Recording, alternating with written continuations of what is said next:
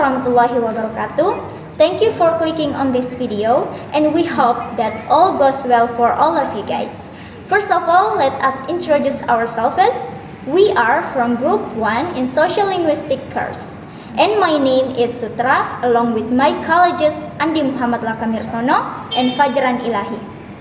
In this video, we are about to present a sociolinguistic material, language and social variables, with a very interesting title, namely Language and Culture. We may be wondering, what is language? Or what is culture? Or what is the relationship between language and culture? And keep watching and let's find out. First, what is language?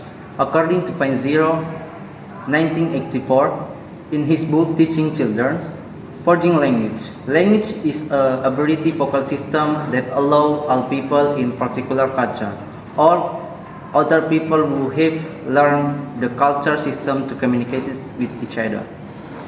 Secondly, what is culture? According to William H. Havel, culture is a set of rules and norms shared by a group of members or members of society. If done by these people, it will give birth to appropriate or acceptable by all people. The next thing we need to know is, what is the relationship between language and culture? Wardah 2002 in ALMS 2013 reports that there are 3 claims regarding the relationship between language and culture. The first one, the structure of a language determines the way speakers of the language view the world.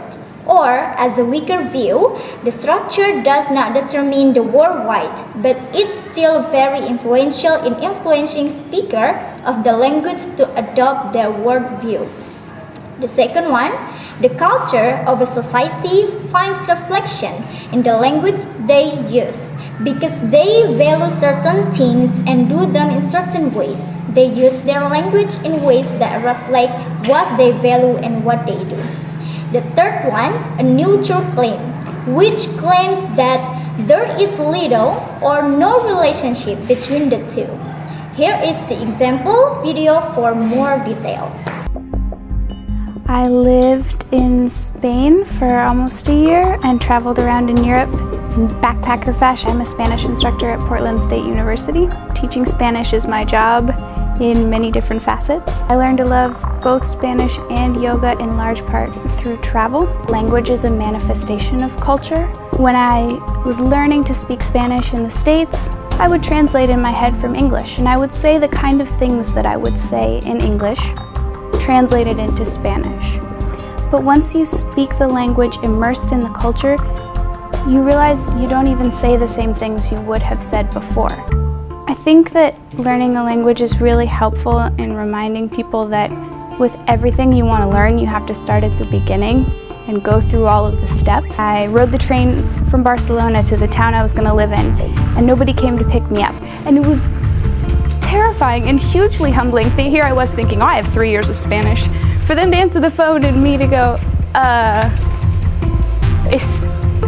soy Shayna. And all I could think of to say was, I'm Shayna. And they were like, oh good, Shayna, okay. The reason I teach Spanish and not something else is with the hope that it will encourage people to study abroad. Go out, see the world, come back, compare, see about what's good and what's bad or what's different about where you are or where you were. That sense of unity with the rest of the world, you can access that through language. It is clear from the explanation given and the videos present that there is close and complex relationship between language and culture. Thank you for watching this video to the end. And I hope this content finds you well and can add insight to all of us. Wassalamu'alaikum warahmatullahi wabarakatuh.